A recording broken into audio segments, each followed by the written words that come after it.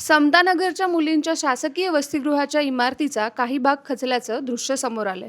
अनेक ठिकाणी भेगा पडल्या असून इमारतीची जीर्ण अवस्था स्पष्टपणे दिसते। त्यामुळे येथे राहणाऱ्या विद्यार्थिनींमध्ये भीतीचं वातावरण निर्माण झालंय। मला कानावर ही माहिती आली आहे की इथे मुलींची वसतिगृह आहे। इथे कमीत कमी 100 मुली आहे।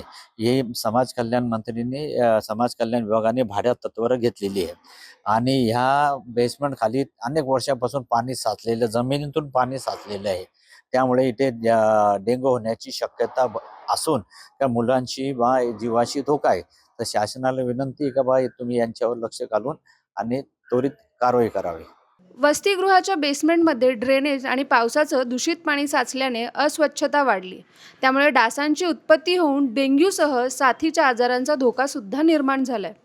स्थानिक नागरिक आणि सामाजिक कार्यकर्त्यांनी प्रशासनाकडे वारंवार तक्रारी करूनही अद्याप ठोस कारवाई झालेली नसल्याचा आरोप केलेला असून इमारतीची तातडीने संरचनात्मक तपासणी करून विद्यार्थिनींना सुरक्षित ठिकाणी हलवण्याची मागणी केली आहे। अब्रार पीरजादे, आपलं नाशिक।